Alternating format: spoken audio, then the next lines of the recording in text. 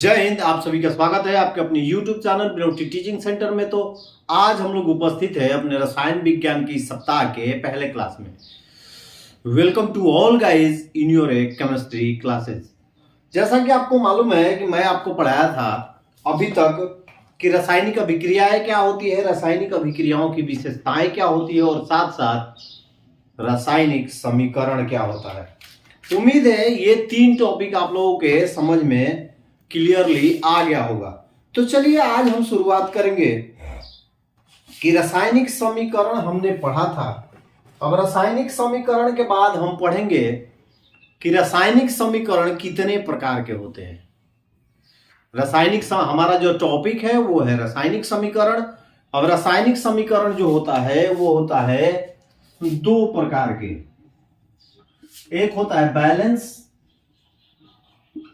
और दूसरा होता है, पहला होता है बैलेंस और दूसरा होता है अनबैलेंस। अब समझेंगे कि दोनों कौन से।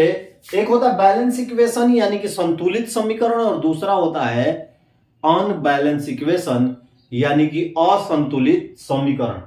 ये होते हैं हमारे केमिकल इक्वेशन के। There are two types of chemical equation. दो तरह के रासायनिक समीकरण होते हैं, पहला संतुलित समीकरण और दूसरा होता है असंतुलित समीकरण। अब सबसे पहले हम समझेंगे कि हमारा बैलेंस इक्वेशन क्या होता है, संतुलित समीकरण क्या होता है। मान के हम चलते हैं कि कोई ए और बी जब संयोग करता है तो बनाता है 2a + 2b। जब कोई ए और बी आपस में संयोग करता है तो बनाता है 2a + 2b। ऐसा संभव है या नहीं है? जी हाँ, ऐसा संभव हो सकता है।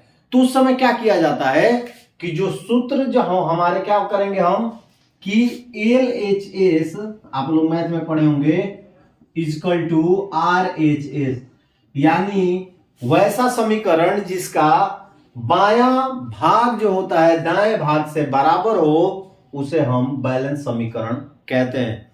या सीधी सीधी भाषा में यदि हम कहें तो संतुलित समीकरण वैसा रासायनिक समीकरण जिसमें दोनों तरफ प्रत्येक तत्व के परमाणुओं की संख्या समान होती है, बराबर होती है, उसे हम संतुलित समीकरण यानी बैलेंस इक्वेशन कहेंगे।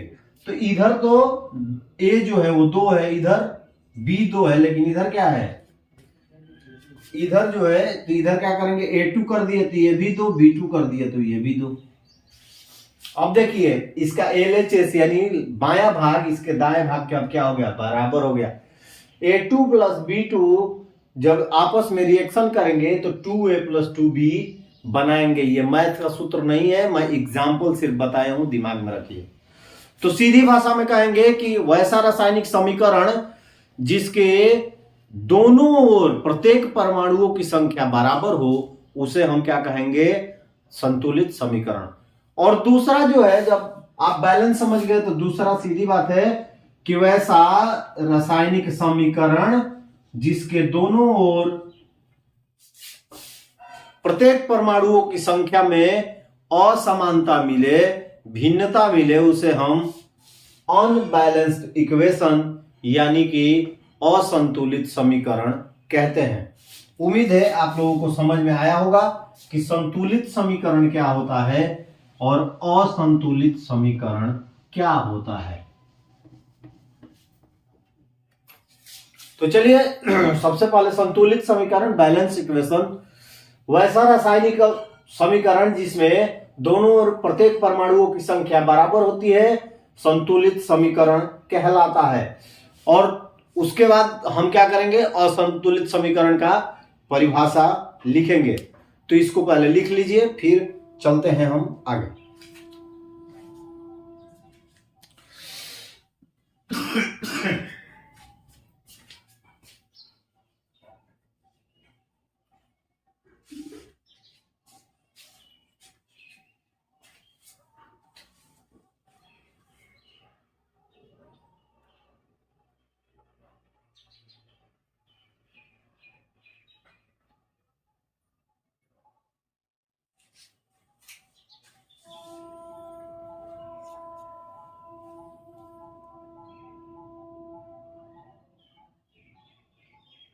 उम्मीद है आप लोगों को संतुलित समीकरण और असंतुलित समीकरण समझ में आ गया होगा। यानी वैसा समीकरण जिसके दोनों ओर प्रत्येक परमाणु की संख्या बराबर हो उसे हम संतुलित समीकरण कहते हैं, और वैसा रासायनिक अभिक्रिया जिसके दोनों ओर प्रत्येक परमाणुओं की संख्या में भिन्नता हो उसे हम असंतुलित समीकरण कहते हैं। सीधी भाषा में आप देख लीजिए कि दाया भाग का परमाणु बाएं भाग के परमाणु के नंबर की संख्या जो है वो बराबर है तो संतुलित, नहीं तो असंतुलित है। यानी ये balanced chemical equation has the numbers of atom of each element equal on both side, but A unbalanced chemical equation has a number of atom of each element in reaction and product are not equal। ये आपका हो गया balanced and unbalanced equation के बारे में। इसके बाद हमारा जो टॉपिक है वो है द्रव्यमान की अनस्वरता के नियम, यानी लॉ ऑफ इंडक्शनबिलिटी ऑफ मास। ये जो द्रव्यमान की अनस्वरता का नियम है ये कहता है कि सामान्य रासायनिक अभिक्रिया में पदार्थ का ना ही निर्माण होता है और ना ही नाश। यानी कुल मिलाकर कहा जाए तो जितने परमाणु किसी रासायनिक अभिक्रिया में भाग लेते हैं उतने ही परमाणु के रूप में नए पदार्थ का निर्माण होता है। मैंने आपको उस दिन भी बताया था कि 2H2 प्लस O2 2H2O, ठीक है। तो द्रव्यमान का अनस्वरता का नियम कहता है कि ना किसी का निर्माण होता है और ना किसी का नाश होता है। तो सबसे पहले हम देखेंगे हाइड्रोजन 2 × 2 = 4, 2 दूनी के 4, ऑक्सीजन 2, 2 × 2 यानी हाइड्रोजन 4 है और ऑक्सीजन क्या है 2 है। अब देखिए 4 हाइड्रोजन परमाणु और 2 ऑक्सीजन परमाणु आपस में मिलकर 2 जल परमाणु का निर्माण करते हैं जिसमें हाइड्रोजन 4 और ऑक्सीजन 2 होते हैं। तो आप बताइए क्या कुछ इसमें बढ़ा या कुछ घटा?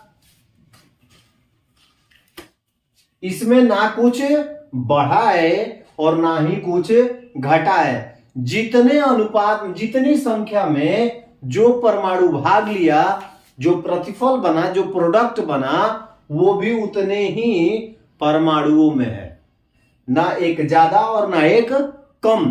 तो इसे कहते हैं हम द्रव्यमान की अनस्वरता के नियम। यानी सामान्य रासायनिक अभिक्रिया में पदार्थ का ना निर्माण होता है और ना ही इसका नाश होता है। इस नियम को द्रव्यमान का अनस्वरता का नियम कहते हैं। During general chemical reaction the total mass of products remain equal to the total mass of reaction. जो द्रव्यमान आपस में भाग लेते हैं, जो प्रतिफल बनता है वो सेम उतने ही द्रव्यमान का बनता है। उम्मीद है आप लोगों को समझ में आ गया होगा कि द्रव्यमान का अनस्वरता का नियम क्या होता है। तो इसे फटाफट आप लोग नोट कर लीजिए। आज के लिए इस वीडियो में बस इतना ही। कल फिर मिलेंगे अगले वीडियो में। जो भी इस चैनल को पहली बार देख रहे हैं चैनल को सब्सक्राइब करेंगे और हमारे page belong to teaching centre को फेसबुक पे फॉलो करना ना भूलिए। तो चलिए कल फिर मिलेंगे, तब तक के लिए आप सभी को जय हिंद। इसको नोट कर लीजिए।